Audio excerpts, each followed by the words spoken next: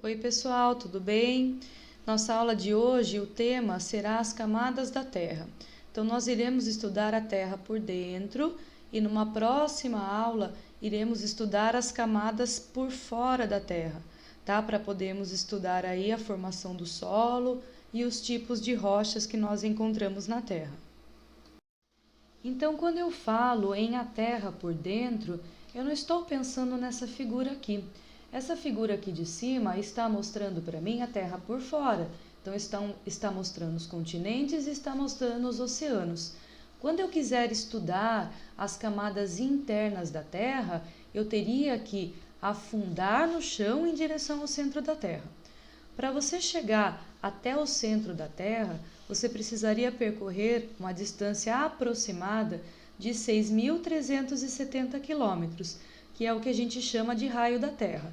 Então, do centro da Terra até a superfície, nós temos o equivalente a 6.770 quilômetros. Hoje em dia, nós não temos nenhum tipo de instrumento que consegue penetrar até o centro da Terra. Na verdade, a gente ainda não conseguiu nem atravessar completamente a crosta terrestre, que é a primeira camada, pensando na parte de fora e indo em direção ao centro. Então, nós temos aqui algumas camadas nessa figura, mostrando o que a gente encontra quando a gente tenta chegar ao centro da Terra.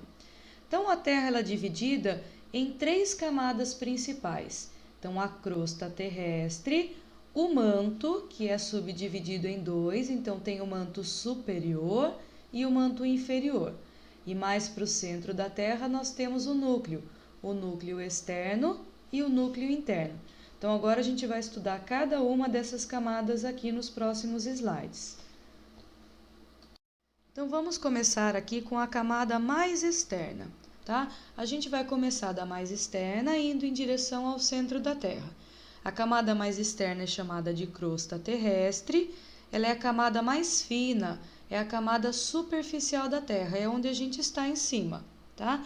As rochas que formam a crosta terrestre, elas encontram no estado sólido, porque esta camada aqui, comparada com as outras camadas, ela apresenta uma temperatura menor, então as rochas se encontram no estado sólido. Quanto mais você se direciona ao centro da Terra, a temperatura vai aumentando e a tendência dessas rochas é passarem do estado sólido para o estado líquido. A crosta terrestre, ela compreende desde o topo da montanha mais alta até o fundo do oceano mais profundo. Então, a crosta terrestre ela é uma camada totalmente irregular, porque ela varia lá do mais profundo até o topo de uma montanha. E ela é dividida em crosta oceânica e crosta continental. Então, a crosta oceânica é a camada relativa aos oceanos e ela varia em espessura de 5 a 10 quilômetros. E a crosta continental é a camada da crosta terrestre que fica no continente. Então, ela varia em espessura de 25 a 50 quilômetros. A crosta terrestre ela está apoiada em uma outra camada, que seria a camada do manto. Então, como o manto está abaixo, a temperatura dele é maior e as rochas apresentam um estado pastoso. Então, esta crosta terrestre ela está flutuando sobre a camada do manto, porque a rocha que está abaixo da crosta terrestre ela não encontra-se num estado sólido, ela encontra-se num estado pastoso. Então, saindo da crosta terrestre e indo em direção ao núcleo da Terra, a gente chega no manto. Então, a parte mais de fora era a crosta terrestre, a parte de baixo é o manto. E o manto ele é dividido em manto exterior e manto interior, ou manto superior e manto inferior, tá? As rochas que fazem parte do manto exterior ou manto superior, elas encontram-se num estado pastoso, e no manto interior ou inferior, encontra-se no estado líquido, porque a temperatura lá é maior, tá? Lembrando então, quanto mais eu me aproximo do centro da Terra, maior é a temperatura. O manto ele compreende a maior camada da Terra, Então, engloba aí uma espessura de 2.900 quilômetros. E se eu juntar o manto superior com a crosta terrestre, eu tenho o que a gente chama de litosfera, tá? Então, litosfera seria a união do manto superior, também chamado de manto exterior, com a crosta terrestre. Pessoal, no manto, as rochas, elas são chamadas de magma, que são rochas derretidas. Então, o magma, ele encontra-se no manto e a crosta terrestre está flutuando sobre o magma, porque a rocha, ela está derretida, ela está num estado pastoso e num estado líquido. Quando o magma ele sai do manto em direção à crosta terrestre, quando acontece uma erupção vulcânica, o magma vai ser chamado de lava. Então, a lava nada mais é do que o magma, só que fora das camadas interiores. A lava é o magma acima da crosta terrestre. Agora, indo mais em direção aí ao centro da Terra, nós temos a região do núcleo, onde a temperatura ela é de aproximadamente 5.000 graus. Essa temperatura é a temperatura da camada externa do Sol, então é muito, muito quente, tá? Então, o centro da Terra apresenta uma temperatura aproximada da camada externa do Sol. O núcleo é dividido em duas partes, que é o núcleo externo e o núcleo interno, é como se fosse um miolinho, tá? O núcleo externo, ele é composto por níquel, por ferro e por silício, e esses três metais encontram-se no estado líquido.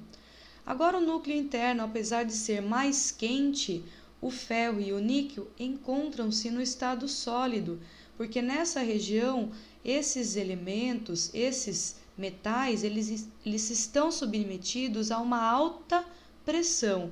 Então, mesmo numa alta temperatura, por conta da alta pressão, esses compostos vão encontrar-se no estado sólido e não no estado líquido.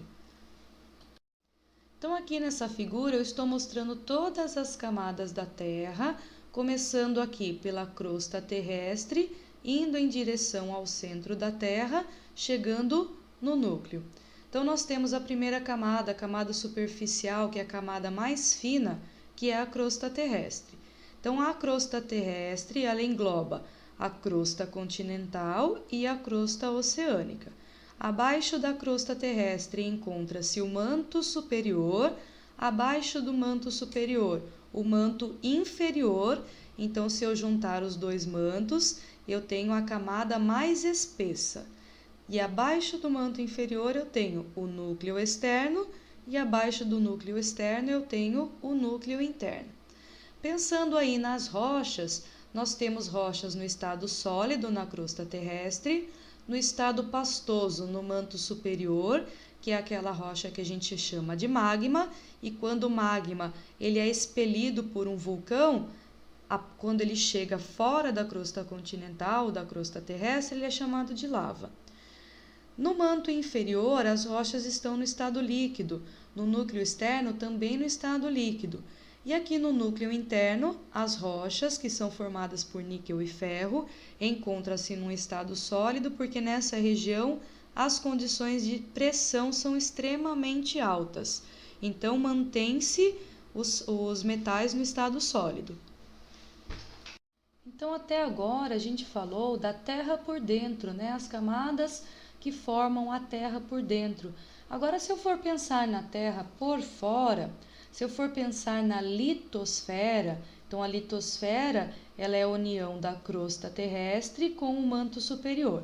Se eu for pensar em litosfera, eu tenho que pensar na Terra por fora. Não dá para eu falar em litosfera sem falar em placas tectônicas.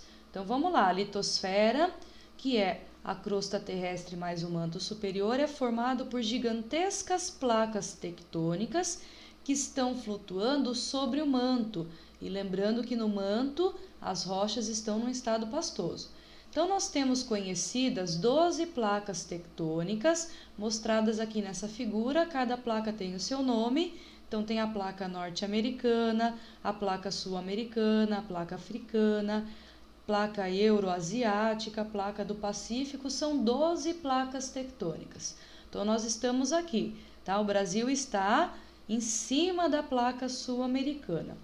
As placas tectônicas, elas apresentam um certo movimento porque elas estão em cima do magma, que tem uma consistência pastosa. Então, elas flutuam em cima do magma. Quando as placas flutuam, elas podem se chocar. E isso pode ter algumas consequências. Quando esses choques são choques muito fortes, muito bruscos, pode gerar terremotos. Aí varia as escalas dos terremotos, as intensidades dos terremotos, depende da intensidade do choque das placas tectônicas. Também pode acontecer quando as placas se chocam de formar cadeias de montanhas. Então elas podem se chocar e acabar subindo e formar cadeias de montanhas. Agora, quando os choques acontecem nas bordas de placas tectônicas ou em locais que a crosta é muito fina, pode acontecer a formação de vulcões.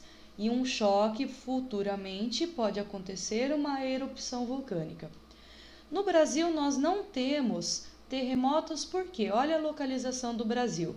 O Brasil encontra-se sobre a placa sul-americana, então nós estamos aqui.